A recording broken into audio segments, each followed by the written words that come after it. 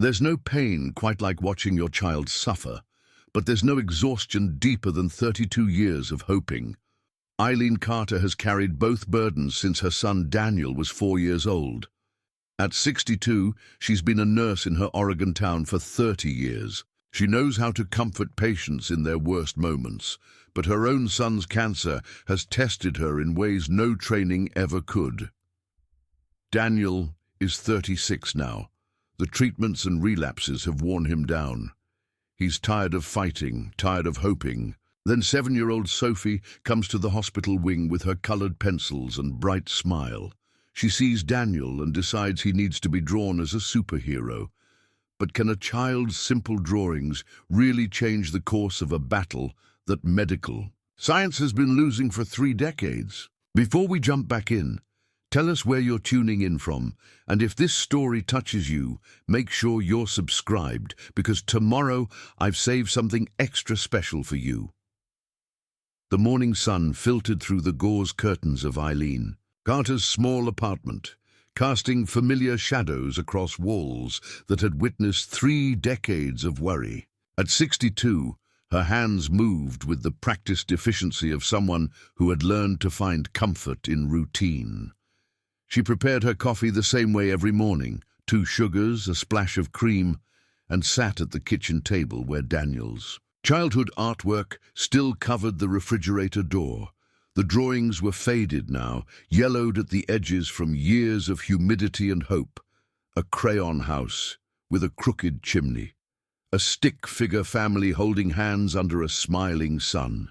A dog they'd never owned, but Daniel had dreamed about when he was 6, before the second relapse. Before the treatments became his childhood, Eileen had been 29 when Daniel was born, married to Tom Carter for 3 years, and convinced she understood what love meant. Tom was a carpenter with gentle hands and a laugh that filled their small house on Maple Street.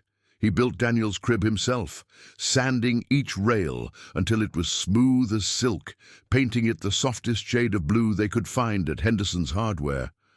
Those first 4 years felt like a gift she hadn't known. She was supposed to treasure. Daniel was curious about everything. Why birds could fly, why the ocean was salty, why his mother wore white clothes to work. He would follow her around the house, asking questions that made her see the world through wonder-filled eyes. Tom would come home, covered in sawdust, and Daniel would run to him with arms outstretched, squealing with delight as his father swept him up and spun him around the living room. The diagnosis came on a Tuesday in October. Daniel had been complaining of leg pain for weeks, limping slightly when he thought no one was watching. Eileen had initially dismissed it as growing pains. He was 4, after all, and boys that age were constantly bumping into things, falling, off bicycles, testing the limits of their small bodies. But a mother knows. Deep in her bones, past all logic and medical training, Eileen knew something was wrong the morning she found Daniel crying in his bedroom, unable to put weight on his left leg. The pediatric oncologist, Dr. Patricia Wells, was younger than Eileen. Had expected, fresh-faced and earnest, with kind eyes behind wire-rimmed glasses. She delivered the diagnosis with the careful gentleness of someone who had learned that words could cut deeper than any scalpel. Osteosarcoma, a rare bone cancer that typically affected teenagers, not preschoolers. Aggressive, treatment would be intensive. Chemotherapy, surgery, radiation. The 5-year survival rate was 65% for children Daniel's age. Tom left when Daniel was 8. Eileen still remembered the sound of his truck pulling out of the driveway at dawn. Gravel, crunching under tires that carried away the father Daniel needed most. Tom had tried. She gave him credit for that.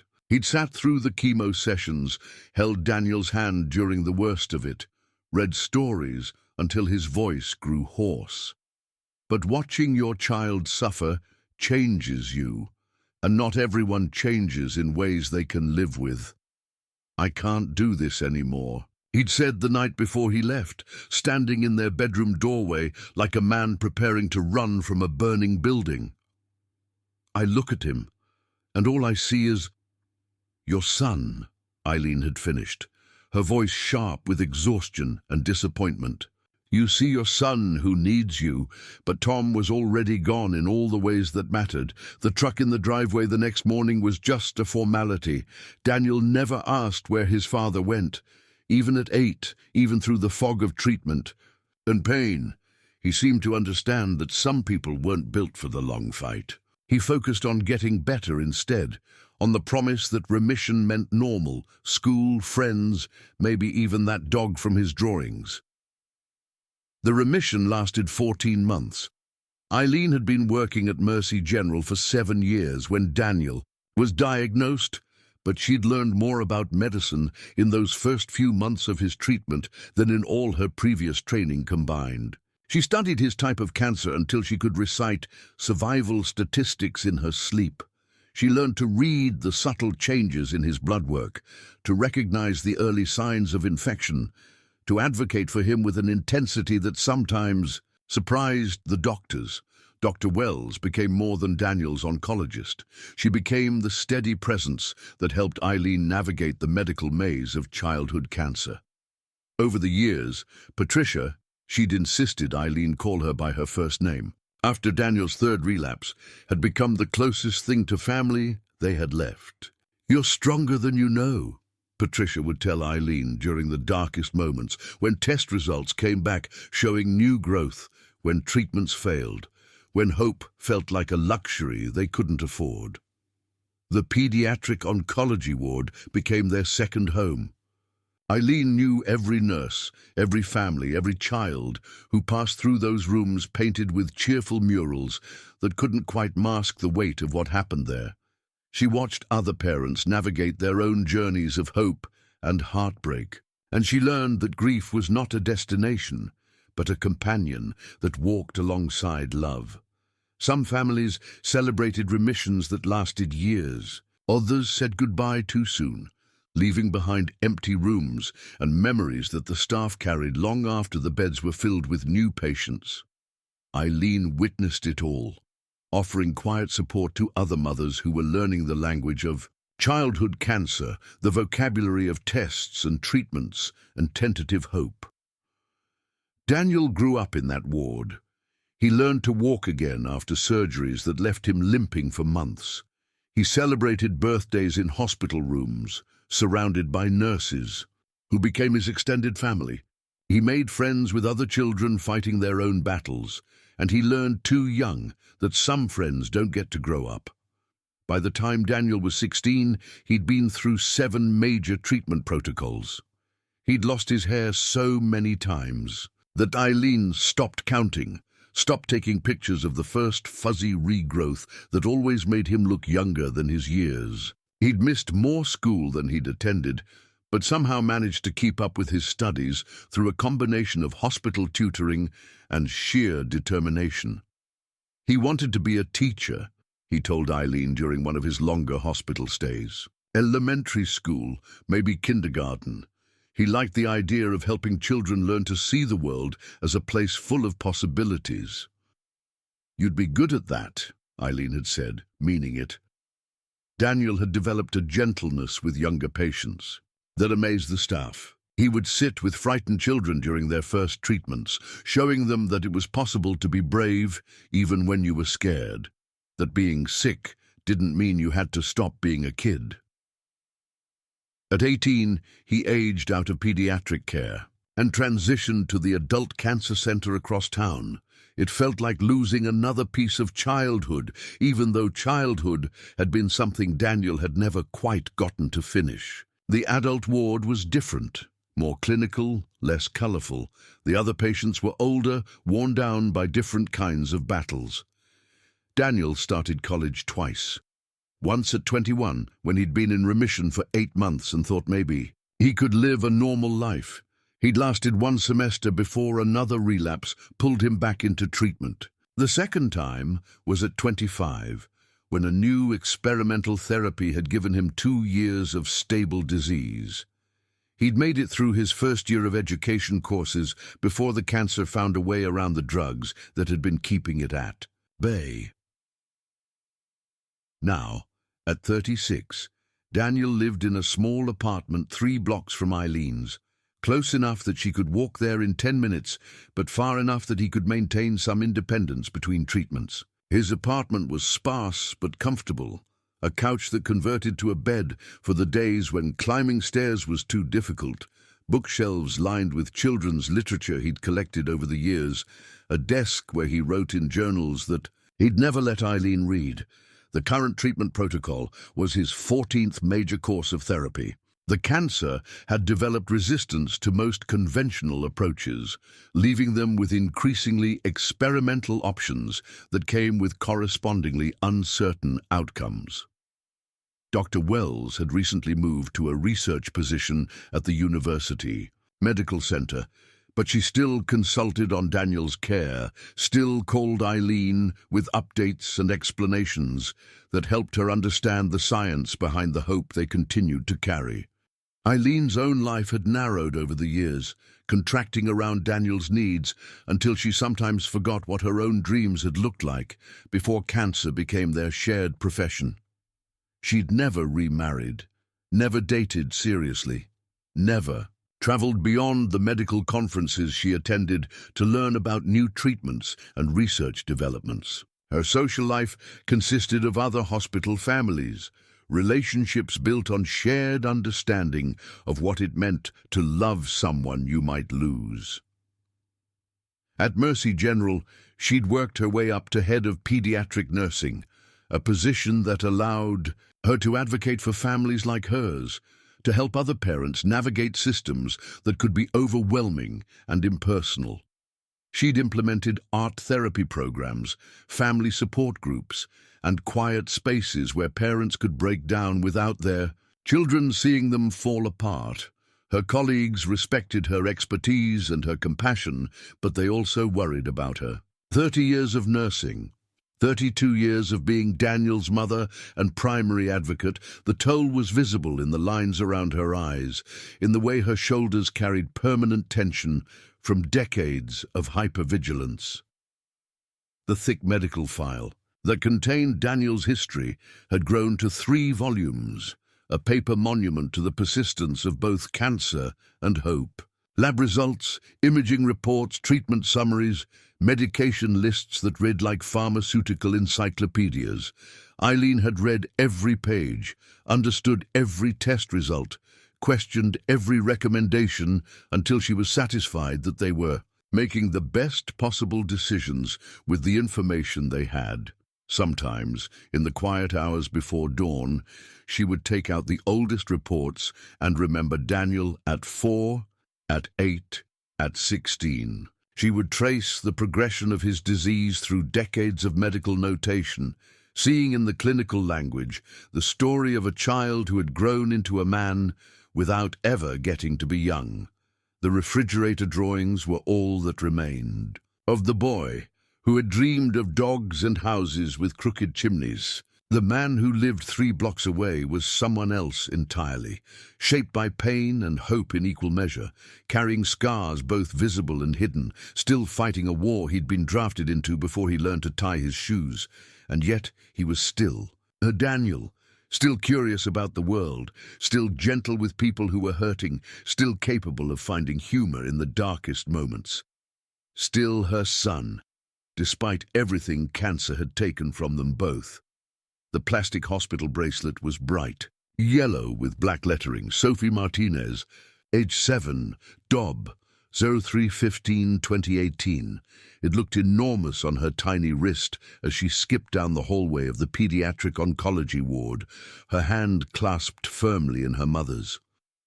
Maria Martinez walked with the careful composure of a woman trying not to fall, apart in front of her daughter.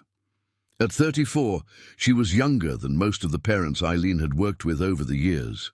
But there was something in her eyes that spoke of sudden, unwelcome maturity. Behind them, James Martinez carried a small purple suitcase covered in butterfly stickers and a worn stuffed elephant that had clearly seen many adventures. Eileen was updating charts at the nurses' station when the family passed, and she found herself pausing to watch the little girl who seemed to glow with an inner light that the fluorescent hospital lighting couldn't dim. Sophie's dark hair was pulled back in two neat braids tied with bright pink ribbons, and she wore a sunshine yellow dress that matched her hospital bracelet, a detail that would later strike Eileen as either cosmic coincidence or careful planning. "Room 314, Nurse Jessica was saying to the Martinez family, gesturing down the hall toward the corner room that had the best view of the hospital's small garden. "Dr. Patterson will be in to see you shortly to go over Sophie's treatment schedule." Sophie wasn't listening to the administrative details. Her attention had been captured by the colorful murals that decorated the ward walls. Dragons and castles, underwater scenes with smiling fish, astronauts floating among friendly stars. But what really caught her eye was the common area at the end of the hall, where a tall, thin man sat alone at one of the small tables, staring out the window with an expression of profound exhaustion. Daniel had been in the hospital for 3 days, receiving his latest round of chemotherapy through a port that had been surgically placed in his chest years earlier. The treatment was taking its usual toll: nausea, fatigue, a bone-deep weariness that seemed to settle deeper into his soul with each passing year. He'd learned to time his visitors accordingly, accepting company only during the narrow windows, when the anti-nausea medications made conversation bearable. This afternoon was not one of those windows. He sat in the common area because his room felt too small, too confining, too much like a cell where he served time between brief paroles of health. The view from the window showed the hospital parking lot and, beyond that, a slice of normal world where people went to jobs and worried about ordinary problems like traffic and grocery shopping. Sophie broke away from her parents' side and walked directly to Daniel's table. "Why do you look so sad?" she asked, tilting her head to study his face with the frank curiosity that only children possess. Daniel turned from the window, startled. He wasn't used to being approached by the younger patients. Most of them were, intimidated by his height and the visible signs of long-term illness that marked him as someone who had been fighting this war for a very long time. "I'm not sad," he said automatically, the response that had become second nature whenever anyone asked about his emotional state. "Just tired." Sophie considered this explanation with the seriousness of a philosopher examining a complex theorem. "My grandpa used to say that sad and tired look the same sometimes, but they need different kinds of help." Daniel found himself actually looking at this child, really looking, for the first time since she'd appeared at his table. She was small even for 7, with enormous dark eyes that seemed to hold depths of understanding that didn't match her age. There was something about her presence that felt both gentle and determined, like a flower growing through concrete. "Your grandpa sounds like a smart man," Daniel said, and he meant it. "He was sick too," Sophie said matter-of-factly. "He had the same bad things in his bones that you have. I could tell because you hold your back the same way he did when the medicine wasn't working good." Daniel felt something shift in his chest, not the familiar ache of tumor growth or treatment side effects, but something else entirely. This child had seen him, really seen him, in a way that most adults couldn't manage. She'd recognized his specific type of suffering without knowing his medical history, simply by paying attention to how he moved through the world. "Sophie!" Maria Martinez had noticed her daughter's absence and was hurrying toward them, apology written across her face. "I'm so sorry. She's very friendly, sometimes too friendly. Sophie, come back to Mama."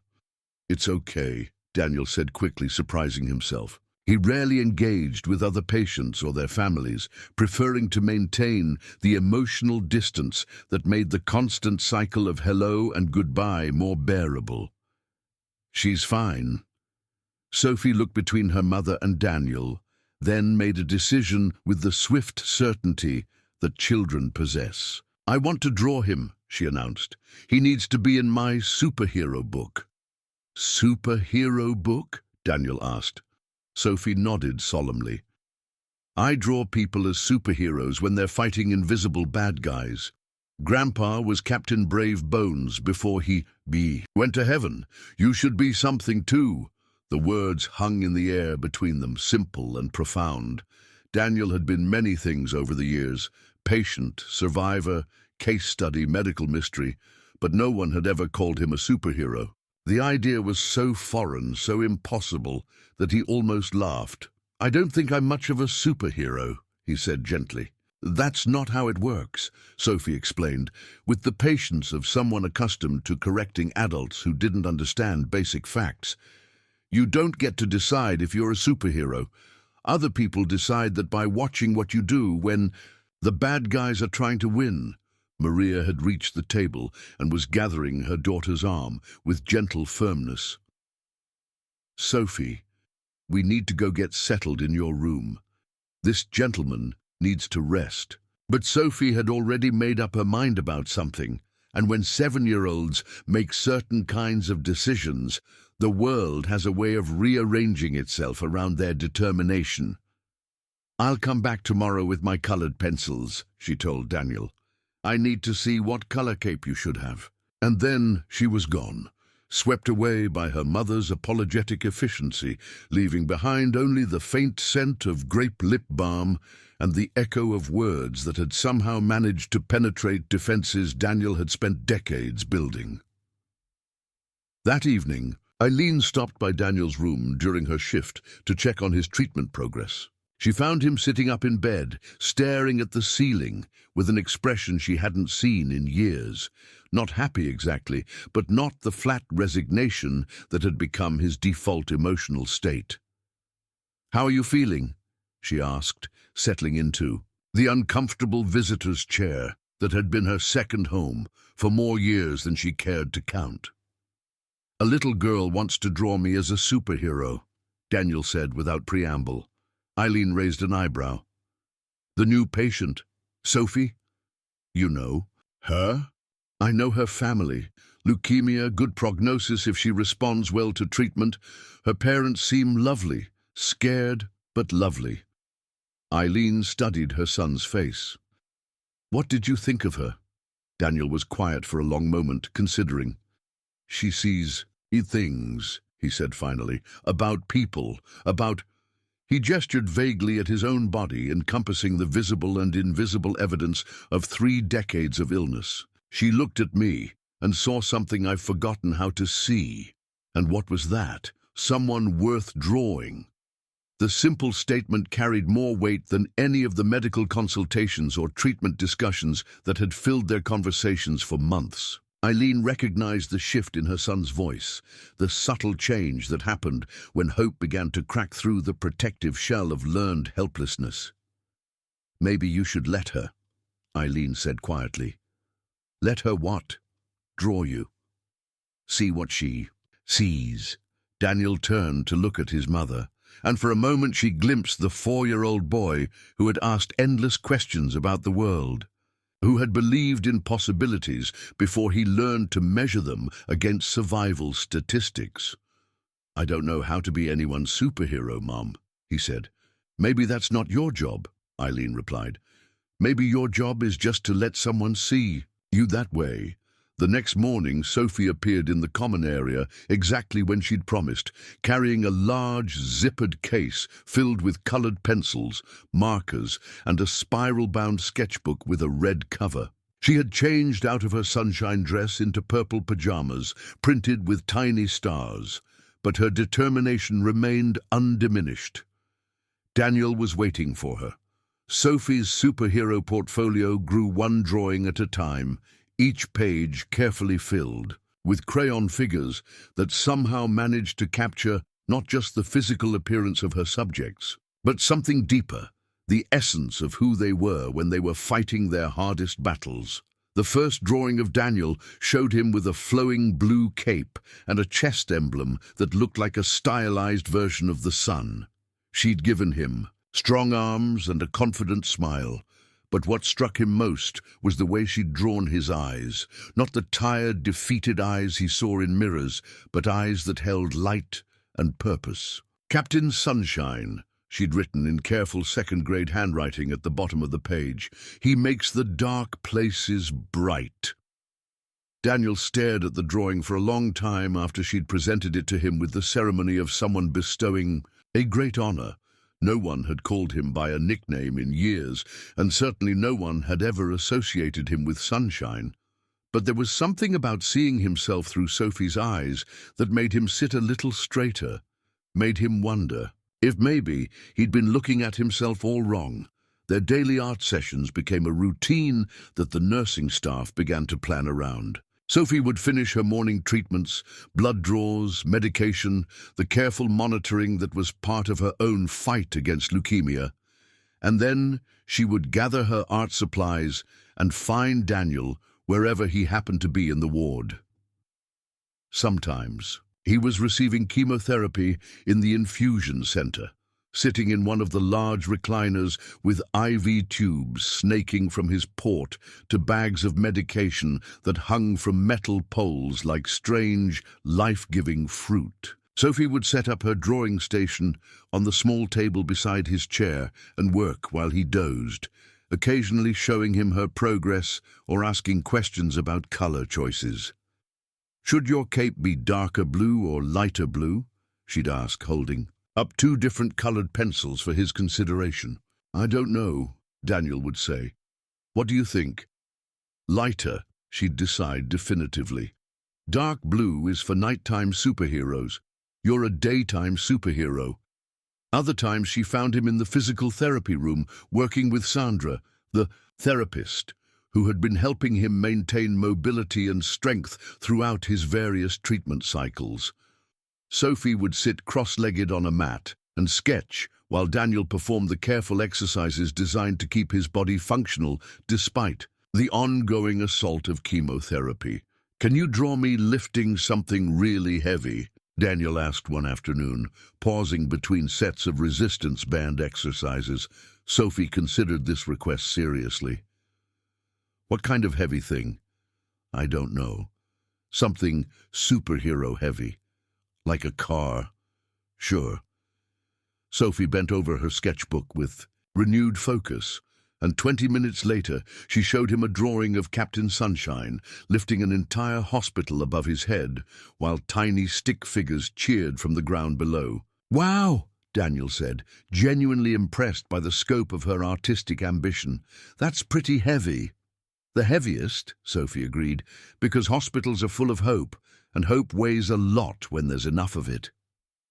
Daniel looked at this 7-year-old girl who somehow understood things about weight and hope that most adults never grasped, and felt something in his chest that he'd almost forgotten how to recognize. It wasn't happiness exactly.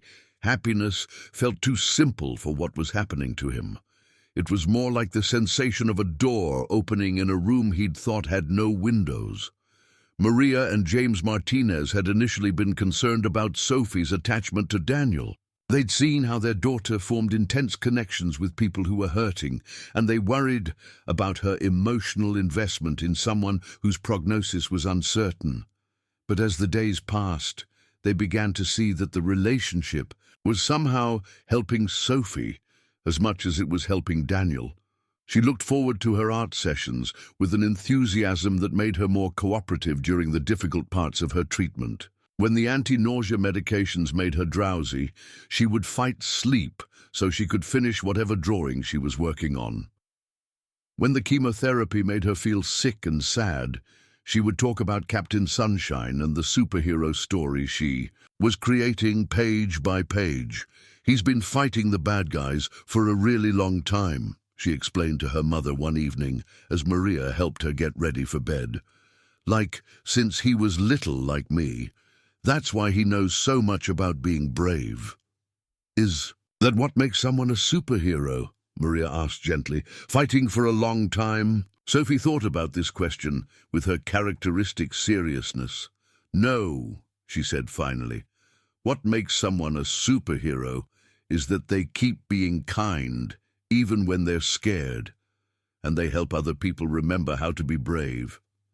Meanwhile, Daniel found himself looking forward to their daily meetings with an anticipation he hadn't felt in years. For the first time since his diagnosis, he had something to get up for that wasn't related to medical appointments or treatment schedules. Sophie expected him to show up, expected him to be there for their art sessions, and somehow that expectation felt like a responsibility he wanted to live up to. The portfolio expanded beyond just Daniel. Sophie began drawing other patients as superheroes too. Mrs. Chen from room 310 became Lady Lightning after Sophie learned she'd been a marathon runner before her cancer diagnosis. Tommy, a 12-year-old boy receiving treatment for brain cancer, became Professor Power because he could solve math problems in his head that stumped the high school volunteers. Each drawing was accompanied by a carefully written explanation of the subject's superhero powers, always focusing on qualities that had nothing to do with their illness and everything to do with who they were as people. Mrs. Chen could run faster than worry. Professor Power could solve problems that made grown-ups confused. Captain Sunshine could make dark places bright. The nursing staff began to take notice of Sophie's project. Eileen, making her rounds, would often find small groups gathered around Sophie's drawing station, watching as she worked or looking through the completed pages of her portfolio. There was something about seeing their patients transformed into heroes that shifted the energy in the ward, made the halls feel less like a place where people came to be sick and more like a place where people came to fight. Dr. Patterson, Sophie's oncologist, mentioned the drawings during a family conference with Maria and James. "I don't know if you realize what your daughter is doing," she said, "but she's created something remarkable here.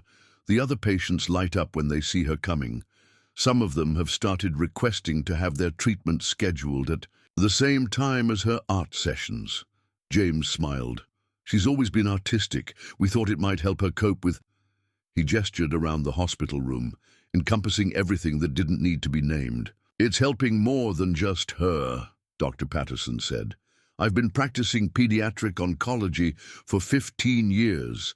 And I've never seen anything quite like this. She's creating a narrative where being sick doesn't define people. Instead, she's showing them that they can be heroes precisely because they're fighting so hard." That afternoon, Sophie added a new page to her portfolio, a group drawing that showed all of her superheroes standing together, capes flowing, facing down a dark shadow that lurked at the edge of the page. At the bottom, she'd written, "The Super Squad. They're stronger together." Daniel studied the drawing, finding himself in the center of the group, surrounded by the other patients Sophie had transformed through her art. For the first time in 32 years, he saw himself as part of something larger than his own illness, part of a community of people who were fighting not just for themselves, but for each other. Mrs. Henderson had been teaching second grade for 23 years, long enough to recognize when one of her students was processing something too big for words. She'd watched Sophie struggle with her grandfather's death the previous year, had seen how the little girl had thrown herself into art projects as a way of making sense of loss and love and the complicated space between them. When Sophie was admitted to the hospital, Mrs. Henderson made the drive to Mercy General every few days, bringing homework and class updates and the kind of normal world connection that could feel precious when you were living in the strange suspension of medical time. It was during one of these visits that Mrs. Henderson first saw Sophie's superhero portfolio. "These are incredible, Sophie," she said, turning through the pages with growing amazement. "Look at how much detail you've put into each drawing, and these descriptions. You're really thinking about what makes each person special." Sophie beamed, with the pride of an artist whose work was being truly seen. "Do you want to meet Captain Sunshine? He's my best superhero friend." Mrs. Henderson found herself being led down the hall to the common area, where Daniel was reading a book and looking more alert than he had in months. Sophie performed the introductions with the formality of a diplomat presenting visiting dignitaries. Daniel, this is my teacher, Mrs. Henderson. Mrs. Henderson, this is Captain Sunshine. His real name is Daniel, but his superhero name is more true. Daniel set down his book, a collection of children's stories he'd been reading in preparation for the teaching career he'd always dreamed of pursuing, and shook Mrs. Henderson's hand. There was something different about him, she noticed. The man Sophie had described in her stories seemed less burdened than she'd expected, more present in the moment. Sophie talks about you all the time, Mrs. Henderson said. She's shown the class some of her superhero drawings, and they're all fascinated by your story. My story? Daniel asked. About how long you've been fighting and how you help other people be brave. The children have been asking if they could send you cards. Daniel glanced at Sophie, who was practically vibrating with excitement at this news. Cards? Get well cards, Mrs. Henderson explained. They want to help you feel better, although Sophie explained that you're not exactly getting well in the normal way, so they've been working on keep fighting cards instead. The cards arrived 3 days later. 27 handmade expressions of support from children who had never met Daniel, but who had been moved by Sophie's descriptions of his courage. They were decorated with stick-figure superheroes and rainbow stickers and messages written in the careful penmanship of 7-year-olds learning to express complex emotions. You are brave like a lion, read one card. Keep fighting the bad guys, said another. Sophie says you make dark places bright. Thank you for helping our friend. Daniel sat in his hospital bed that evening, reading through each card multiple times, overwhelmed by the sudden realization that his story, his long, difficult, often lonely story, had somehow become something that inspired hope in children he'd never met. When Mrs. Henderson returned the following week, she had a proposal. Would you mind if I shared Sophie's superhero drawings on the class website? She asked. With your permission, of course. The children's families have been asking about Sophie's art project, and I think there are people who would find it meaningful. Daniel and Sophie exchanged glances. In the weeks since they'd started their art sessions, their friendship had developed its own language of looks and small gestures, a communication system built on shared understanding of what it meant to fight invisible battles. What do you think, Captain Sunshine? Sophie asked. Daniel considered the question seriously. For 32 years, his illness had been something private, something that happened to him and his family behind closed doors and in sterile medical settings. The idea of his story being shared with strangers felt both terrifying and oddly liberating. If you want to share them, I think that would be okay, he said finally. Mrs. Henderson posted 3 of Sophie's superhero drawings on the class website that Friday afternoon. Captain Sunshine, Lady Lightning, and Professor Power, along with Sophie's written descriptions of their heroic qualities. She included a brief explanation of Sophie's current situation and her art therapy project, ending with a note about how the drawings had brought hope and community to the pediatric oncology ward. By Monday morning, the post had been shared 47 times. By Wednesday, it had reached local news outlets. By Friday, Sophie's superhero drawings were being shared across social media platforms by people who had never heard of Mercy General Hospital, but who recognized something powerful in a 7-year-old's vision of heroism. The first news crew arrived the following Monday. Then came reporters from 3 different newspapers, a blogger who specialized in inspirational stories, and a photographer from a national magazine that featured uplifting human interest pieces. Suddenly, the quiet routine of the pediatric oncology ward was disrupted by cameras and microphones and well-meaning strangers who wanted to capture the magic of what Sophie had created. Daniel, who had spent decades avoiding attention, found himself at the center of a story that was spreading far beyond the hospital walls. I don't understand what's happening, he said to Eileen during one of her evening visits. All I did was let a little girl draw me. Sometimes that's enough, Eileen replied. Sometimes just letting yourself be seen is the bravest thing you can do. The media attention brought unexpected consequences. Along with the reporters came donations, small amounts from individuals who had seen the story online, larger contributions from local businesses that wanted to support the hospital's pediatric program, and eventually a substantial gift from a pharmaceutical company that had been moved by the coverage. More significantly, the story attracted the attention of medical professionals who specialized in Daniel's type of cancer.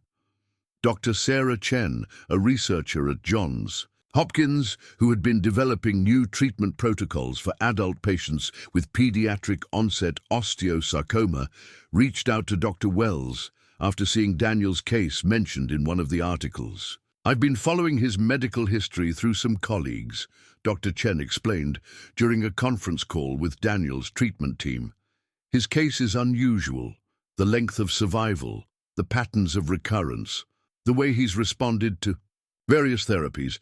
He might be a candidate for a clinical trial we're launching next month." The clinical trial offered access to a new combination therapy that targeted the specific genetic mutations found in Daniel's tumor. It was experimental, with unknown side effects and no guarantee of success. But it represented something Daniel hadn't had in years, a treatment option that was specifically designed for patients like him, rather than a standard protocol modified to fit his unusual circumstances. "What do you think?" Dr. Wells asked Daniel during their consultation about the trial. Daniel looked at the research papers spread across the conference table, at the hope and caution written across his medical team's faces, at his mother sitting beside him with her hands folded tightly in her lap. "I think," he said slowly, "I need to talk to Sophie about it." That afternoon, he found her in the art therapy room, working on a new drawing that showed the entire superhero squad flying through clouds that looked suspiciously like cotton balls glued to construction paper. "Sophie," he said, settling into the small chair beside her, "what would you say if Captain Sunshine had a chance to fight the bad guys in a new way?" Sophie looked up from her drawing, colored pencil still poised over the paper. "Is it a good new way or a scary new way?" "Both," Daniel said honestly. Sophie nodded as if this made perfect sense. "The best superhero fights are both," she said. "That's what makes them worth doing." The letter from Johns Hopkins arrived on a Tuesday morning, bearing the formal letterhead of the Kimmel Comprehensive Cancer Center and the careful language of medical possibility.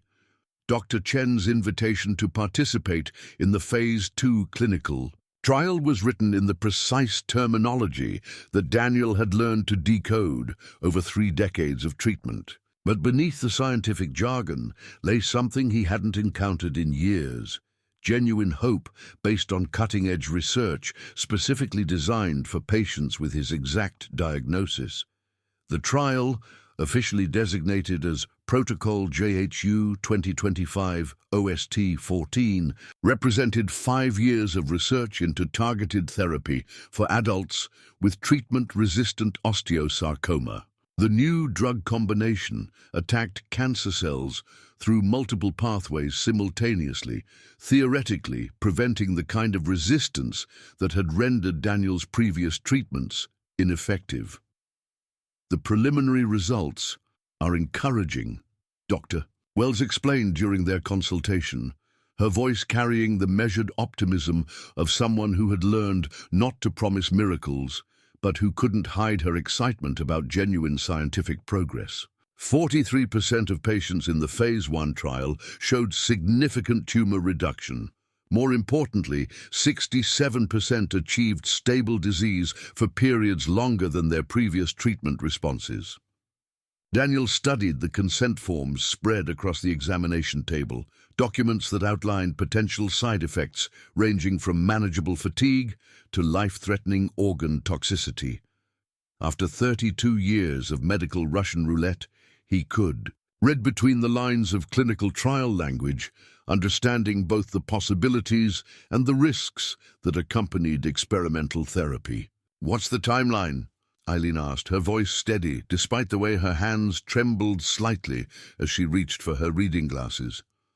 If Daniel decides to participate, he would need to travel to Baltimore for initial evaluation and treatment setup, Dr. Wells replied. The protocol requires 4 weeks of intensive monitoring, followed by ongoing treatment that could continue for up to 2 years if he responds well. 4 weeks in Baltimore. 2 years of experimental treatment. The logistics alone felt overwhelming. To Daniel, who had spent most of his adult life within a 50-mile radius of home, tethered to familiar doctors and known quantities of hope and disappointment. But there was something else to consider now, something that wouldn't have factored into his decision-making process even a month earlier. Sophie's superhero drawings had become more than just art therapy. They had become a beacon of hope for other families in the ward, a daily reminder that heroes could emerge from the most unlikely circumstances.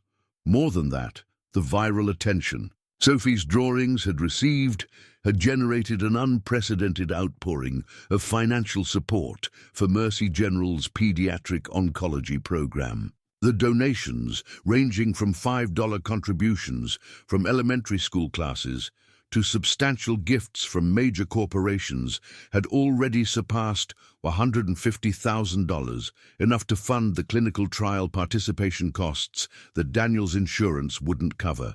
"People want to help Captain Sunshine," Sophie had explained with the matter-of-fact certainty that had become her trademark. "They know superhero fights cost money, so they're sending money to help you win."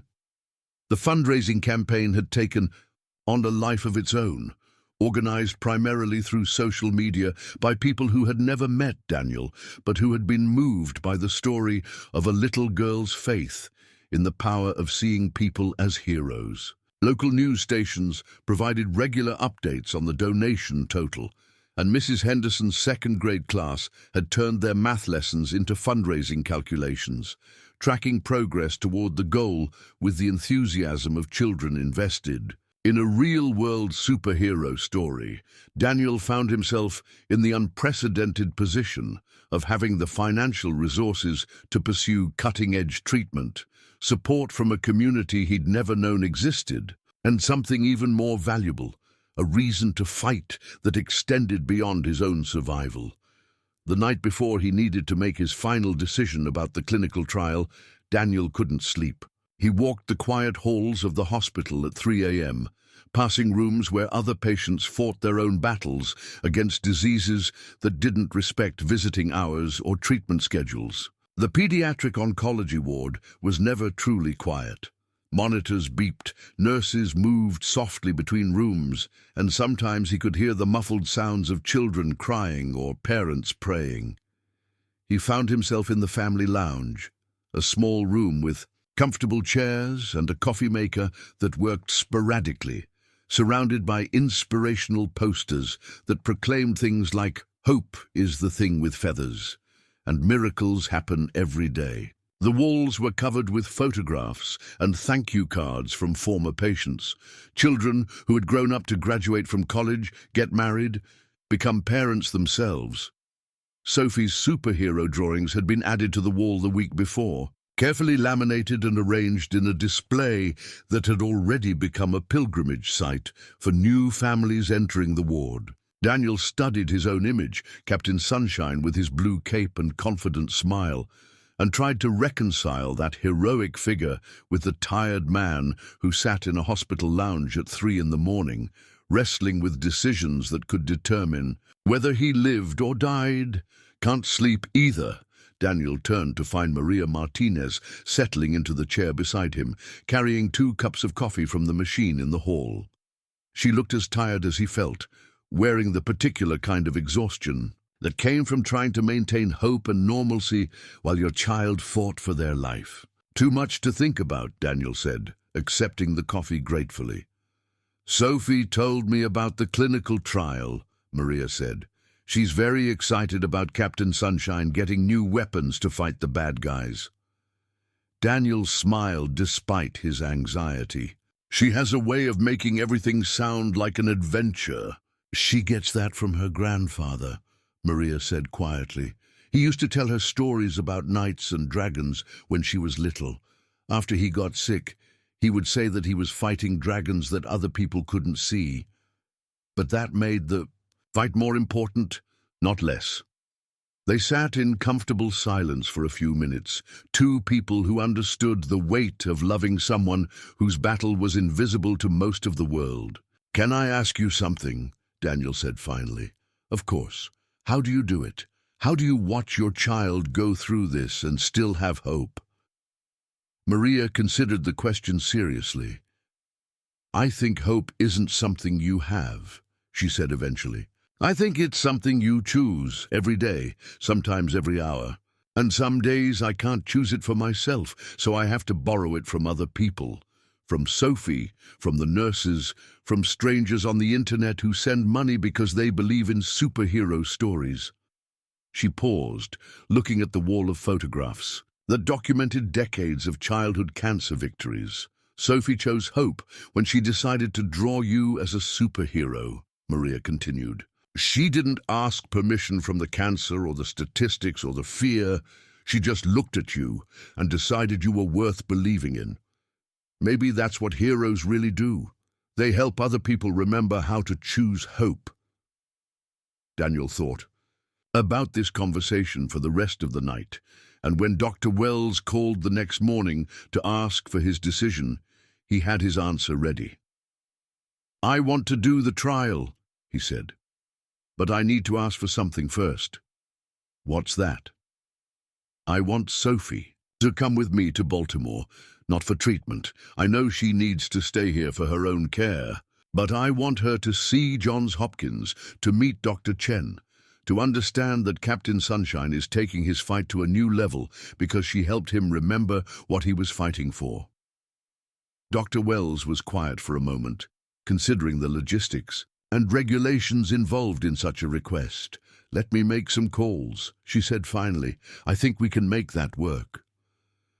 Sophie's medical chart showed a troubling pattern that Dr. Patterson had been monitoring with increasing concern. The 7-year-old's white blood cell counts, which had been responding well to her initial treatment protocol, had begun fluctuating in ways that suggested her leukemia was becoming more aggressive than originally anticipated. "We need to adjust her treatment plan," Dr. Patterson explained to Maria and James during an emergency family conference. "The current chemotherapy regimen isn't controlling the disease progression as effectively as we'd hoped. We are going to need to move to a more intensive protocol." The words hung in the small consultation room like a diagnosis within a diagnosis. More intensive treatment meant longer hospital stays, stronger medications with more severe side effects, and a statistical shift from optimistic to cautiously hopeful in Sophie's prognosis discussions. Maria gripped James's hand so tightly her knuckles went white. What does that mean for her day-to-day life? "She'll need to spend more time in isolation to protect her from infection," Dr. Patterson said gently. "The new medications will likely make her more tired, possibly nauseous. We'll need to limit her activities and visitors for a while." Sophie, who had been coloring quietly in the corner during the adults' conversation, looked up from her drawing with the radar-like awareness that children develop when they sense important information being discussed in careful voices. "Will I still be able to visit Captain Sunshine?" she asked. The question caught the adults off guard. In their focus on medical protocols and treatment adjustments, they hadn't considered how Sophie's increased isolation would affect the friendship that had become the bright center of her hospital experience. "We'll have to see, sweetheart," Dr. Patterson said. "We want to keep you healthy so you can get better." Sophie's face fell with the particular devastation of a child who suddenly understands that the adult world operates according to rules that don't always make sense from a 7-year-old's perspective. Daniel learned about Sophie's setback from Eileen, who had been quietly monitoring the situation through her nursing connections. The news hit him with unexpected force, not just concern for a friend, but a deep recognition of how much Sophie's presence had changed his own relationship with hope and healing. For the first time in 32 years, Daniel's treatment decisions were influenced by someone else's needs. The clinical trial in Baltimore, which had seemed like his best chance for long-term survival, now felt like abandonment. How could he leave for 4 weeks of intensive treatment when Sophie was facing her own escalating battle? "She needs to know that superheroes don't give up on each other," Daniel told his mother that evening. "If I disappear to Baltimore right when her treatment gets harder, what kind of message does that send?" Eileen sat beside her son's hospital bed, watching him wrestle with a moral complexity that wouldn't have existed a month earlier. Before Sophie, Daniel's medical decisions had been straightforward calculations of risk versus benefit, hope versus reality. Now he was considering factors that had nothing to do with his own survival and everything to do with the promises that heroes make to the people who believe in them. "Have you talked to Sophie about this?" Eileen asked. "She's been in isolation for 3 days. I can't even see her, let alone talk to her about—" Daniel gestured helplessly. "How do you explain to a 7-year-old that sometimes fighting means leaving?" The answer came from an unexpected source. Mrs. Henderson, making one of her regular visits to check on Sophie, found Daniel sitting in the family lounge, staring at the laminated superhero drawings on the wall with an expression of profound conflict. "Sophie asked me to give you something," Mrs. Henderson said, settling into the chair beside him. She pulled out a folded piece of paper, clearly one of Sophie's drawings, but smaller than usual, done on notebook paper instead of her typical art supplies. Daniel unfolded the drawing carefully. It showed Captain Sunshine flying through clouds toward a distant building labeled Hero Hospital. Below the flying figure, Sophie had drawn herself waving from a window with a speech bubble that read, "Go save more people, Captain Sunshine. I'll keep the home base safe." On the back of the paper, in Sophie's careful handwriting, was a longer message. "Dear Captain Sunshine, Mama told me you might need to go to the Special Hero Hospital to get new powers. I think you should go. Heroes have to be brave, even when they don't want to leave their friends. I will draw you flying there, so you don't forget you're still a superhero, even when you're scared. Love your sidekick, Sophie. P.S. I made you a new cape that's extra strong for fighting faraway bad guys." Daniel stared at the drawing for a long time, overwhelmed by the 7-year-old's wisdom and generosity. Even facing her own escalating medical challenges, Sophie was offering him permission to pursue the treatment that might save his life. "She's been working on that for 2 days," Mrs. Henderson said quietly, "ever since she heard about the clinical trial. She wanted to make sure you knew that real superheroes sometimes have to go on missions that take them away from home." That afternoon, Daniel made his decision. He would go to Baltimore, but not without ensuring that Sophie understood she remained his most important mission. Working with the nursing staff, Daniel arranged for a surprise that would reach Sophie even in isolation. Using the hospital's closed-circuit television system, he recorded a message that could be played on the screen in Sophie's room. The video showed Daniel sitting in the common area, wearing a blue cape that one of the nurses had fashioned from a hospital gown. Behind him, the superhero drawings were visible on the wall, creating a backdrop that reinforced the fantasy they had built together. "Hi, Sophie," Daniel said to the camera. "Captain Sunshine here with an important superhero update. I got your drawing, and I want you to know that you're absolutely right. Sometimes heroes have to go on missions to faraway places. But here's the thing about superhero teams.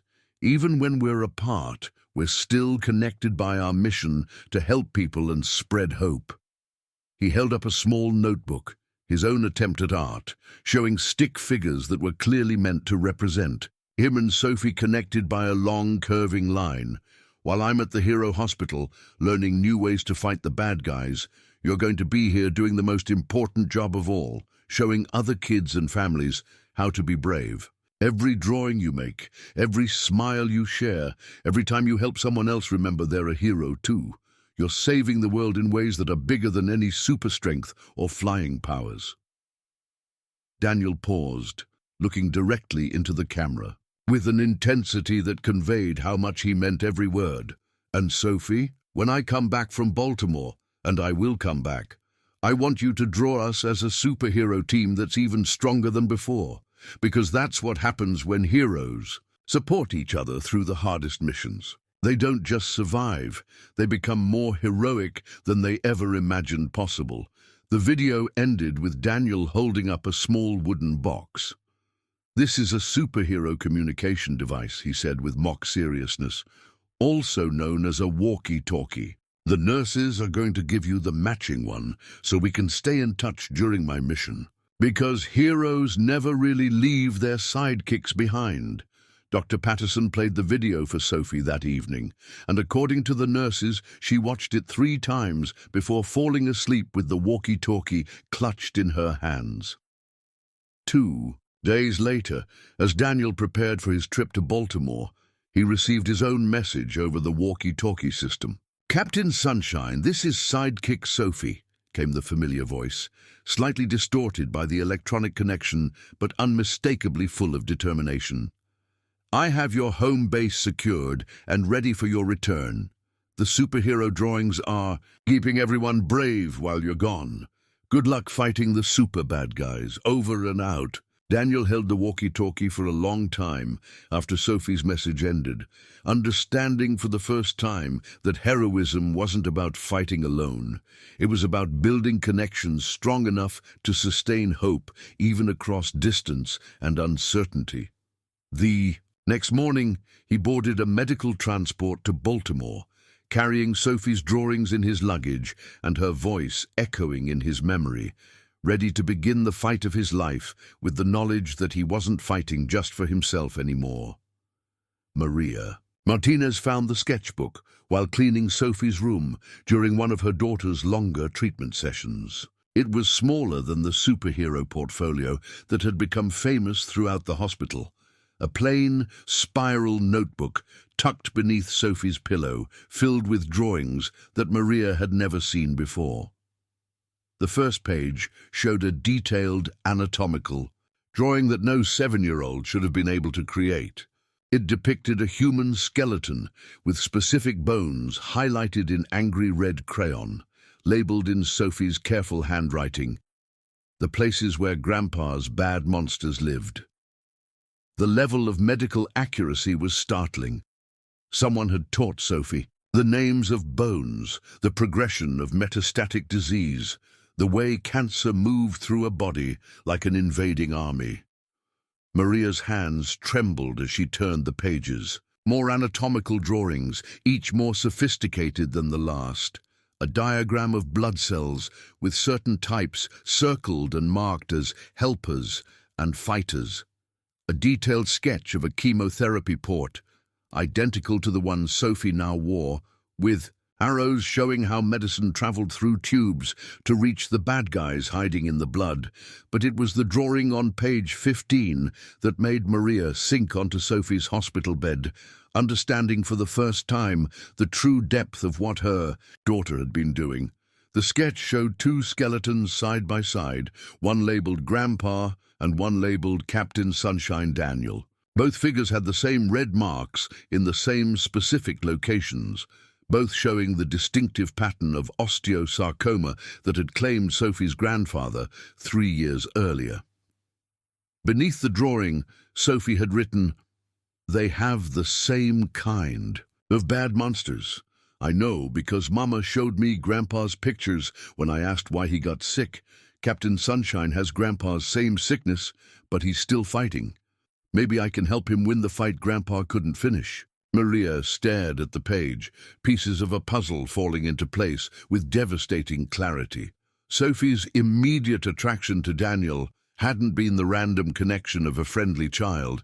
It had been the deliberate choice of a little girl who had recognized something specific about his illness, something that connected him to the grandfather she had loved and lost. On the next page, Maria found research, actual medical research, printed from internet searches and carefully pasted into the notebook with glue stick precision. Articles about osteosarcoma survival rates, experimental treatments, clinical trials. The information was far too advanced for a second grader to understand, but someone had been helping Sophie access it, helping her learn about the disease that had taken her grandfather and was now threatening her new friend. The final pages of the notebook contained Sophie's treatment plan, not for herself but for Daniel, drawn in the style of her superhero comics, but containing real medical information that she had somehow gathered and synthesized into a child's version of a comprehensive care strategy.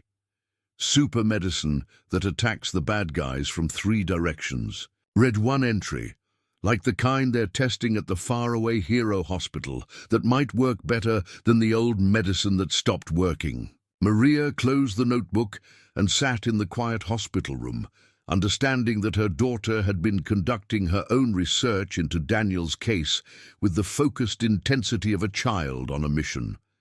But who had been helping her? How had a 7-year-old gained access to specific medical information about osteosarcoma and clinical trials? The answer came that evening when Dr. Patterson stopped by for Sophie's routine check. "Mrs. Martinez, could I speak with you privately?" Dr. Patterson asked, glancing at Sophie, who was dozing after her afternoon treatment. They stepped into the hallway, and Dr. Patterson's expression was troubled. "I need to ask you about Sophie's internet usage," she said carefully. "Our IT department flagged some unusual search activity on the family computers in the family lounge. Someone has been conducting extensive research into osteosarcoma treatment. Protocols, clinical trial eligibility, and specific patient case studies." Maria felt her heart sink. "Sophie, the searches were conducted during hours when Sophie was supposed to be in art therapy or resting. But the search terms were far too sophisticated for a child her age to generate independently." Dr. Patterson paused. "Mrs. Martinez, has Sophie been in contact with anyone who might have medical knowledge about osteosarcoma?" The conversation was interrupted by a small voice from Sophie's room. "Mama, Dr. Patterson, I can hear you talking about my research." They returned to find Sophie sitting up in bed, looking smaller than her 7 years, but with an expression of determined honesty that reminded Maria of her own father, Sophie's grandfather, when he was preparing to deliver difficult news. "I need to tell you something," Sophie said, her voice steady despite the weight of what she was about to reveal. "I didn't just find Captain Sunshine by accident. I looked for him on purpose." Maria sat on the edge of the bed, preparing herself for whatever confession was coming. "When we came to the hospital, I asked Nurse Eileen if there were any grown-ups here who had the same sickness that made Grandpa die. She said there was one man who had been fighting bone monsters for a really long time, and that he was very sad because the monsters kept coming back." Sophie reached under her pillow and pulled out the secret notebook, handing it to her mother with the solemnity of someone confessing a crime. "I asked Mrs. Henderson to help me learn about Grandpa's sickness so I could understand why he couldn't get better. She helped me find information on the computer at school, and then I kept looking when we got here. I wanted to know if there were new ways to fight the bone monsters that Grandpa didn't get to try." Dr. Patterson and Maria exchanged glances over Sophie's head, both realizing that this 7-year-old had essentially conducted her own literature review of osteosarcoma treatment options. "Sophie," Dr. Patterson said gently, "why didn't you tell us you were doing this research?" "Because grown-ups always want to protect kids from scary information," Sophie replied with the matter-of-fact wisdom that had become her trademark. "But I already knew about the scary parts because I watched Grandpa get sick. I wanted to learn about the hopeful parts instead." She opened the notebook to a page covered with printed articles and her own illustrations. "Look," she said, pointing to a clinical trial description that she had somehow managed to locate and understand. This new medicine works differently than the old medicine. It attacks the bad guys in 3 places at once, so they can't hide or get stronger. Captain Sunshine needs this medicine, but it costs a lot of money, and you have to go to a special hospital. Maria stared at her daughter, recognizing the genetic inheritance of stubborn determination that had driven Sophie's grandfather to fight his own cancer with every resource available, even when the prognosis was grim. The superhero drawings weren't just art therapy, were they? Maria asked quietly. Sophie shook her head. They were my plan to help Captain Sunshine remember he was strong enough for the new treatment, and they were my plan to help other people. Want to give money so he could afford the special medicine. The simple statement recontextualized everything that had happened over the past month. Sophie's friendship with Daniel, her viral superhero portfolio, the fundraising campaign that had captured public attention, none of it had been accidental. It had been the carefully orchestrated campaign of a 7-year-old girl who had decided that Daniel deserved the chance her grandfather never got. "You've been trying to save him," Dr. Patterson said, her voice filled with amazement. "I've been trying to help him save himself," Sophie corrected. "Heroes have to do their own fighting, but sometimes they need sidekicks to help them remember what they're fighting for and to make sure they have the right tools for the biggest battles." That night, after Sophie had fallen asleep, Maria called Eileen Carter. "We need to talk," Maria said when Eileen answered. "About Sophie and Daniel, and about how much your son means to my daughter." "What's wrong?" Eileen asked, hearing the strain in Maria's voice. "Nothing's wrong," Maria said, looking at the notebook filled with her daughter's research and planning. "But I think we've all underestimated exactly what Sophie has been trying to do. She didn't just draw Daniel as a superhero, she's been orchestrating his rescue." The next morning, Sophie presented Daniel with a final drawing over their walkie-talkie. Connection. She held it up to the camera so he could see it clearly from his hospital room in Baltimore. The drawing showed Captain Sunshine and sidekick Sophie standing together, but this time they weren't facing outward toward invisible enemies. Instead, they were looking at each other, and Sophie had drawn connecting lines between their hearts, labeled "the power that makes heroes strong enough to win." "This is the most important superhero power," Sophie's voice came through the speaker. "It's called fighting for each other. Grandpa taught me about it before he went to heaven. He said that love makes medicine work better because it gives people stronger reasons to get well." Daniel stared at the drawing, understanding for the first time the true scope of what this remarkable child had given him. Not just hope, not just friendship, but the knowledge that someone had looked at his 3-decade battle and decided he was worth saving, worth planning for, worth fighting for, worth believing in with the absolute conviction that only children possess. In Baltimore, surrounded by cutting-edge medical technology and experimental treatments, Daniel finally understood that Sophie's most powerful gift hadn't been her art or her fundraising or even her unwavering optimism. It had been her decision to love him strategically, with purpose and planning and the kind of fierce determination that could move mountains, or at least convince the world to help a tired hero remember how to win. The treatment schedule at Johns Hopkins was unlike anything Daniel had experienced in 32 years of cancer therapy. Dr. Sarah Chen's clinical trial protocol, JHU 2025 OST 14, required a level of precision and monitoring that transformed Daniel's days into carefully choreographed medical performances, each step timed and measured with scientific accuracy. Day 1. Pre-treatment evaluation. Blood draws every 4 hours to establish baseline values. Imaging studies that would map every cell of tumor activity in his body. Cardiac function tests, kidney function assessments, neurological evaluations. a comprehensive examination of the human being who would soon become a test case for humanity's latest attempt to outwit cancer. Dr. Chen was younger than Daniel had expected, perhaps 40, with prematurely grey hair and the intense focus of someone who had devoted her career to solving puzzles that killed people. She spoke about his case with the careful enthusiasm of a researcher who understood both the promise and limitations of experimental medicine. Your tumor has characteristics that make it particularly suitable for this treatment approach, she explained, pointing to areas of light and shadow on his latest scans. The genetic markers we've identified suggest that the cancer cells should be vulnerable to the 3-drug combination we're testing. But I want you to understand that this is still experimental therapy. We're hopeful, but we can't promise specific outcomes.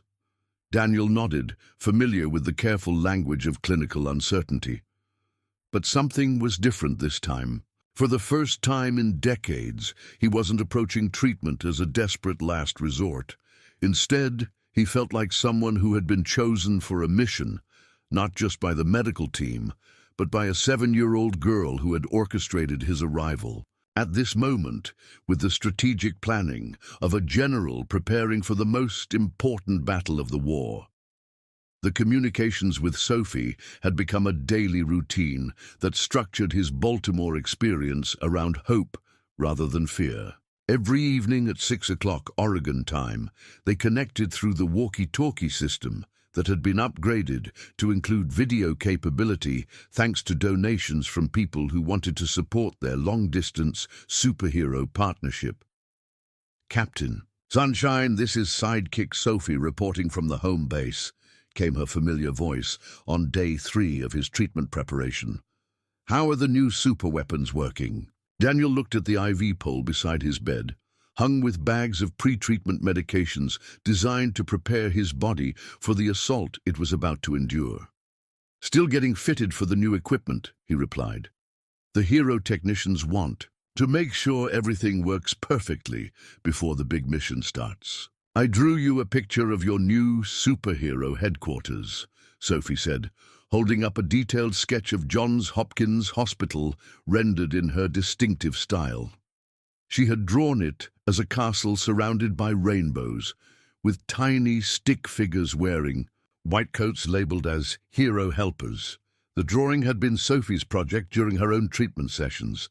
Her leukemia was responding better to the intensified protocol, but the stronger medications had left her more tired than before, requiring longer periods of rest between activities. Despite her own challenges, she had thrown herself into supporting Daniel's treatment with the focused energy that had characterized her superhero project from the beginning. Back in Oregon, the broader community that had formed around Sophie's story was preparing for Daniel's treatment with the organized intensity of a military campaign. Mrs. Henderson's second-grade class had created a countdown calendar, marking each day of Daniel's treatment with prayer circles and good luck crafts. Local businesses had organized fundraising events to ensure that Daniel's family wouldn't face financial stress during his 4-week absence. Most remarkably, other cancer patients and their families had begun reaching out to Mercy General, inspired by Sophie's superhero concept and wanting to create their own versions of hope and community. The hospital had received requests from pediatric oncology wards across the country asking for guidance on implementing similar art therapy programs. Eileen made the trip to Baltimore for Daniel's treatment initiation, carrying with her a care package that represented the collective support of their extended hospital family. Cards from other patients, drawings from Sophie's classmates, and a specially made cape from the hospital's volunteer sewing circle. Purple fabric with a golden sun embroidered on the back, designed to be worn over hospital gowns during treatment sessions. "You're not just representing yourself anymore," Eileen told her son the night before his treatment began. "You're carrying the hopes of a lot of people who believe that heroes can win impossible fights." The weight of that responsibility might have felt overwhelming a few months earlier, but Sophie's friendship had taught Daniel something about the difference between fighting alone and fighting as part of something larger than himself. The community that had formed around their story wasn't just cheering from the sidelines. They had become active participants in his healing, contributing money and hope and daily encouragement in ways that transformed individual survival into collective victory. Day 5. Treatment initiation. Daniel woke before dawn, not from anxiety, but from anticipation. The 3-drug combination would be administered over 6 hours with continuous monitoring for adverse reactions. Dr. Chen had explained that the first treatment session would be primarily diagnostic, observing how his body responded to medications that had never before been combined in exactly this way. Today, we find out if the theory works in practice, Dr. Chen said, as the nursing team prepared the IV medications. Remember, this isn't about immediate results. We're looking for evidence that the drugs are reaching their targets and beginning to disrupt the cancer's growth patterns. Daniel settled into the treatment chair, wearing Sophie's purple cape over his hospital gown, and activated the walkie-talkie connection that would keep him linked to Oregon throughout the 6-hour infusion. "Captain Sunshine beginning the super mission," he announced to Sophie, who was listening from her own hospital bed 3,000 miles away. "Sidekick Sophie, standing by with good luck beams," came her immediate reply. "Sending all my best superhero energy across the sky to help the new medicine work extra good." The first hour passed without incident. The medications flowed into Daniel's bloodstream, carrying with them the collective hope of researchers who had spent years developing new ways to attack treatment-resistant cancer. Dr. Chen monitored his vital signs personally, making notes about heart rate and blood pressure and cellular response indicators that would help determine whether the therapy was working as designed. During the second hour, Daniel began to feel the familiar fatigue that accompanied most chemotherapy regimens. But there was something different this time. The exhaustion felt purposeful rather than punishing, like the tiredness that comes from productive work rather than futile struggle. "How are you feeling?" Dr. Chen asked during her hourly check. "Like something is actually happening," Daniel replied. "Like the medicine is fighting instead of just making me sick." By the third hour, Daniel's blood work showed the first signs of response.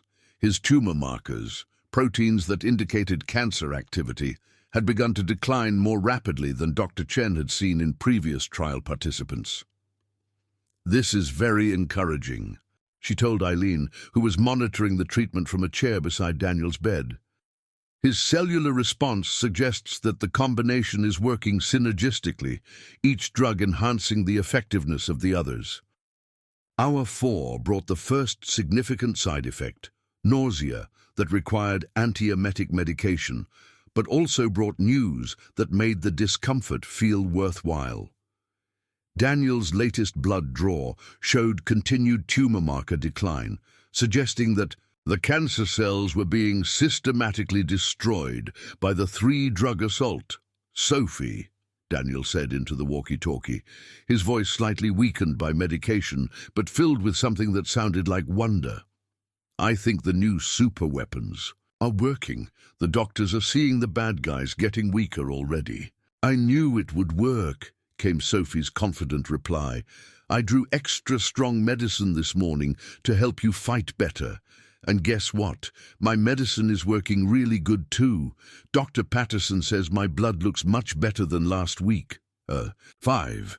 Daniel dozed fitfully, his body processing the chemical warfare that was taking place at the cellular level. In his semi-conscious state, he dreamed about Sophie's drawings, not the superhero versions she had created, but the medical research sketches he had learned about.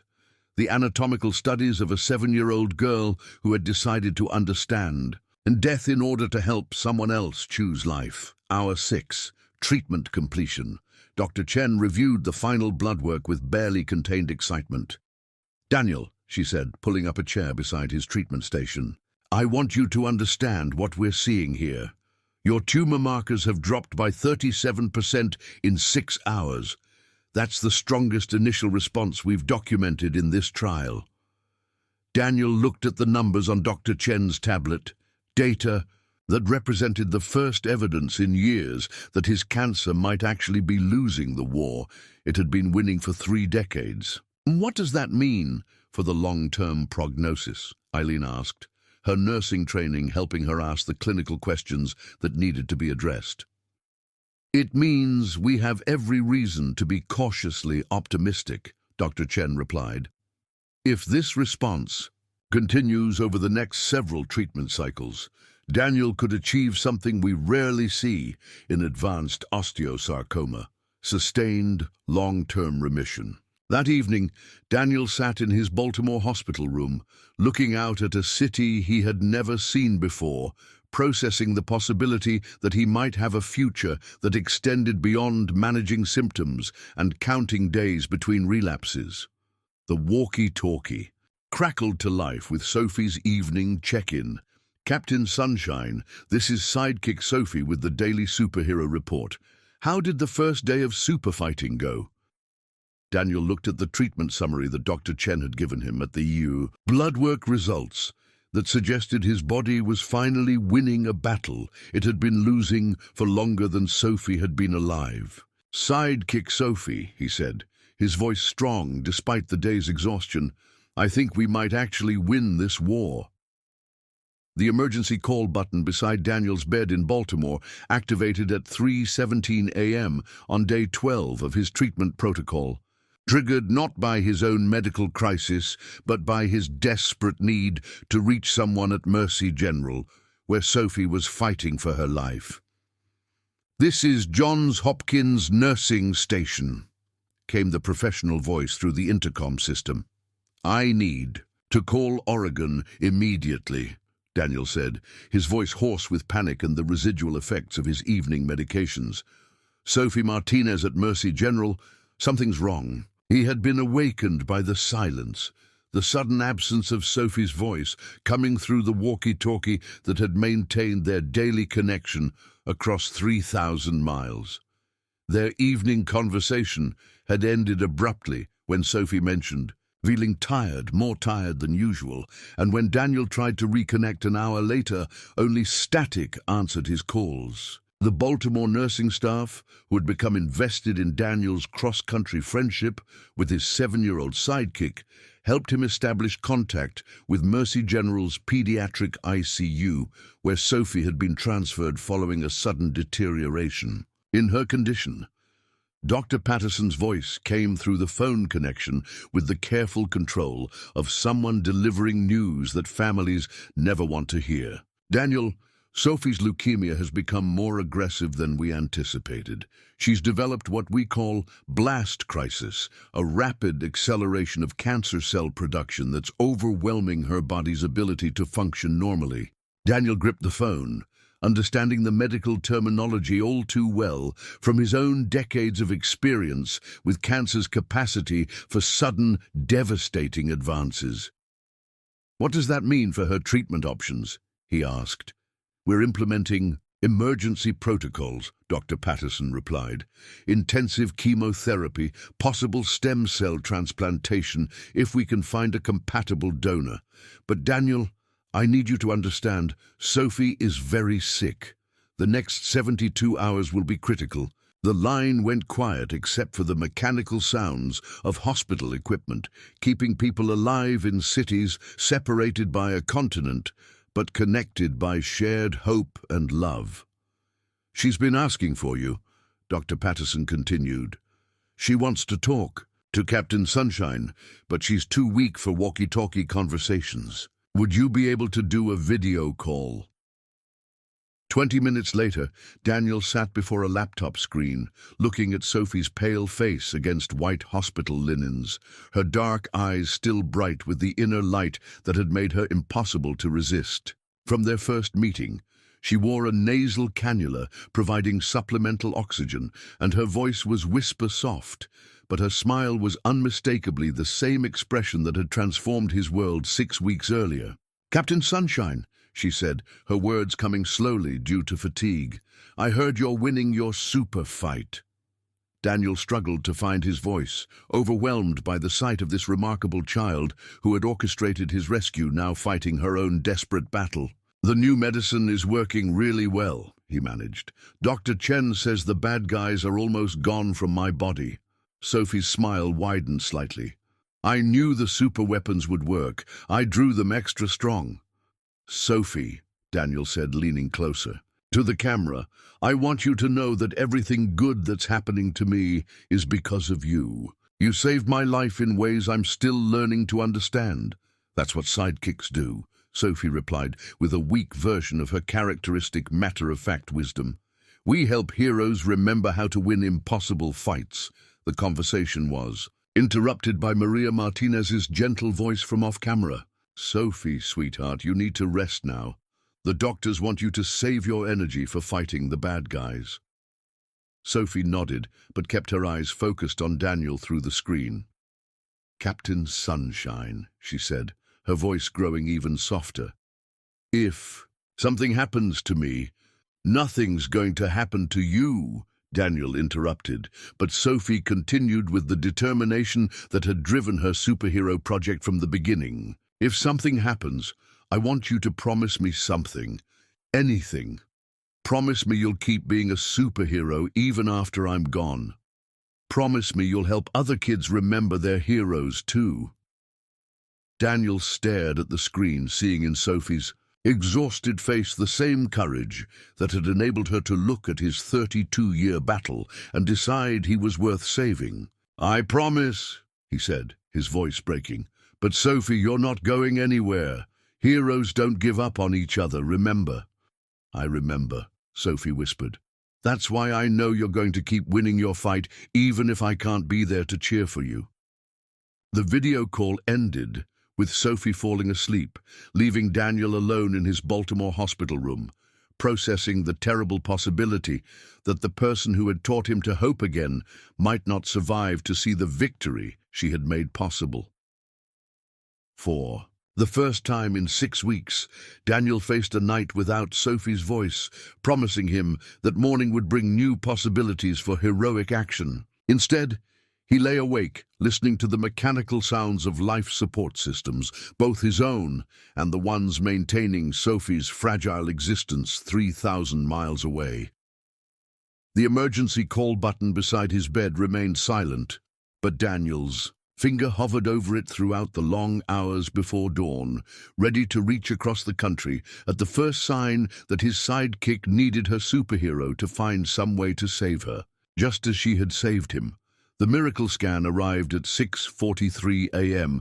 Pacific Time on Daniel's 15th day of treatment, transmitted from Johns Hopkins to Mercy General and then shared via video call with Sophie's ICU room where she lay surrounded by the mechanical guardians that had been keeping her alive through 3 days of crisis. Dr. Chen held the imaging results with hands that trembled slightly, not from uncertainty, but from the overwhelming significance of what the scans revealed. In 30 years of cancer research, she had never seen such a dramatic response to experimental therapy. "Daniel," she said, her voice carrying the controlled excitement of someone who understood the magnitude of medical breakthrough.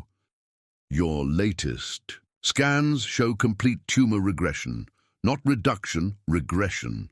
We can find no evidence of active cancer anywhere in your body." The words hung in the Baltimore hospital room like a diagnosis that rewrote everything that had come before. Complete remission. After 32 years of fighting, after 7 major treatment protocols, after decades of hope and disappointment and learned resignation, Daniel's cancer was gone.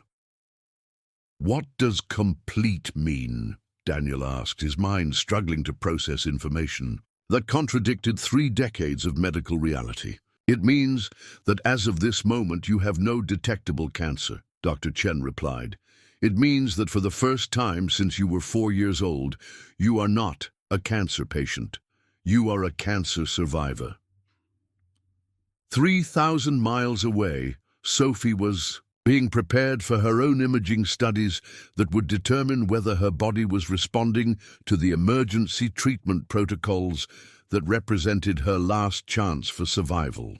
The blast crisis that had brought her to the edge of death was either retreating or advancing, and the next set of scans would reveal which direction her battle was heading.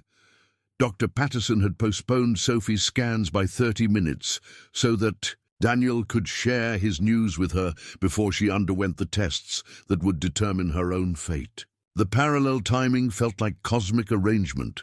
Two heroes fighting simultaneous battles, their victories or defeats forever linked by the friendship that had transformed both their stories. "Sophie," Daniel said through the video connection, his face appearing on the screen beside her ICU bed. "I have superhero news." Sophie turned her head slowly, the movement requiring effort, but her eyes immediately focusing on Daniel with the intense attention she had always given to important information. "Sophie," Daniel said through the video connection, his face appearing on the screen beside her ICU bed, "I have superhero news." Sophie turned her head slowly, the movement requiring effort, but her eyes immediately focusing on Daniel with the intense attention she had always given to important information. "The scans came back," Daniel continued, his voice steady despite the magnitude of what he was about to share. "Captain Sunshine has won. The bad guys are completely gone, all of them." Sophie's face transformed with a smile that seemed to light up the ICU room despite her physical weakness. "I knew it," she whispered, her voice barely audible but filled with triumphant certainty. "I knew the superweapons would work perfectly." "Sophie, none of this would have happened without you," Daniel said, leaning closer to the camera so she could see the tears in his eyes. "You saved my life. You gave me back my future." "Heroes save each other," Sophie replied, using the last of her energy to speak clearly. "That's how the best superhero stories work." Dr. Patterson appeared beside Sophie's bed, preparing to transport her to radiology for the scans that would determine whether the experimental combination of treatments had stopped her leukemia's aggressive advance. "Sophie," Dr. Patterson said gently, "it's time for your superhero scans, too." As the medical team prepared to move Sophie's bed, she looked directly into the camera one final time. "Captain Sunshine," she said, "while I'm getting my scans, will you draw me a picture? I want to see how you draw superheroes." Daniel nodded, understanding that Sophie was asking him to reverse their roles, to become the artist while she became the subject, to show her how she looked through his eyes. "I'll draw the best superhero picture ever," he promised. 2 hours later, while Sophie underwent the imaging studies that would reveal whether her body had responded to the intensive treatment, Daniel sat in his Baltimore hospital room with a box of colored pencils that the nursing staff had procured from the Children's Activity Center. He had never considered himself an artist, but Sophie had taught him that superhero drawings weren't about artistic skill.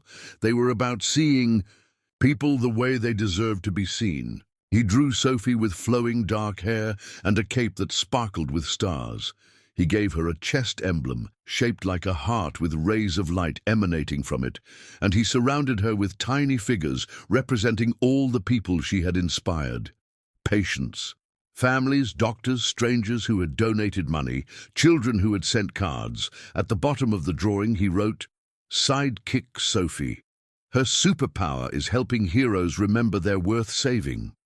The call from Oregon came while Daniel was adding the final details to his drawing. Dr. Patterson's voice carried the kind of joy that medical professionals rarely allow themselves to express. "Daniel, Sophie's scans are clear," she said, the words tumbling out with unprecedented speed. "The blast crisis has resolved completely. Her blood counts are normalizing faster than we've ever seen. She's not just stable, she's recovering." Daniel stared at his drawing of Sophie, surrounded by the people she had saved through her determination to see heroes where others saw only sick people. Both battles fought simultaneously across a continent. both victories achieved through the kind of love that refuses to accept defeat. "Can I talk to her?" Daniel asked. "She's awake and asking for Captain Sunshine," Dr. Patterson replied. Sophie's face appeared on the video screen, looking more like herself than she had in days. The color was returning to her cheeks, and her voice was stronger when she spoke. "Captain Sunshine," she said. "Did you hear? Sidekick Sophie is winning too." Daniel held up his drawing, showing her the superhero version of herself that he had created while she underwent the tests that determined her fate. "Look," he said, "I drew you the way you really are, the strongest superhero I've ever met."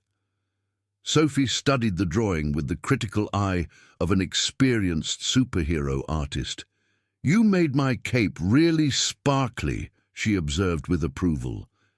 "That's because your superpower shines so bright it helps other people see their own powers," Daniel explained. "Daniel," Sophie said, her voice taking on the serious tone that always preceded her most important observations. "We both won our fights on the same day. Do you know what that means? What does it mean? It means we're the kind of superhero team that's stronger together than apart. And it means our story gets to have the best kind of ending, the kind where everybody gets to keep being heroes." For a really long time, Daniel looked at this remarkable 7-year-old who had orchestrated both their rescues with the strategic planning of a general and the faith of a child who had never learned that some battles couldn't be won. "Sophie," he said, "what do we do now that we've both won?" Sophie's answer came with the immediate certainty that had characterized all her best decisions.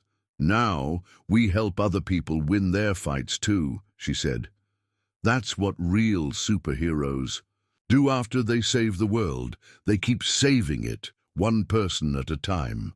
6 months after Daniel's return from Baltimore, the community mural was unveiled in the main lobby of Mercy General Hospital during a celebration that brought together everyone whose lives had been touched by Sophie's superhero vision. The mural stretched across an entire wall, professionally painted but designed entirely by Sophie Martinez, now 8 years old and in sustained remission from the leukemia that had nearly claimed her life.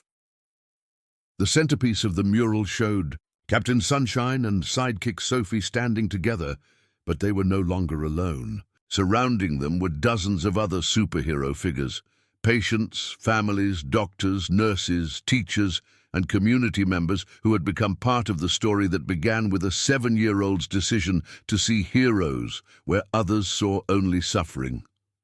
Each figure in the mural was drawn from life, representing real people who had found their own heroic identities through Sophie's project. Mrs. Chen, from room 310, was there as Lady Lightning, still in remission 2 years after her marathon running. Days ended. Tommy, now 14 and cancer-free, appeared as Professor Power, preparing to start high school with dreams of becoming an engineer. Dr. Patterson was depicted as Dr. Hope, surrounded by the children she had helped heal. At the bottom of the mural, in Sophie's careful handwriting, were the words that had become the unofficial motto of the hospital's pediatric oncology program: "Heroes help each other remember they're worth saving." Daniel stood before the mural wearing the volunteer badge that identified him as a patient advocate and peer counselor, roles that had emerged naturally from his desire to fulfill the promise he had made to Sophie during her crisis. The clinical trial in Baltimore had not only saved his life, it had given him a mission that felt bigger than his own survival.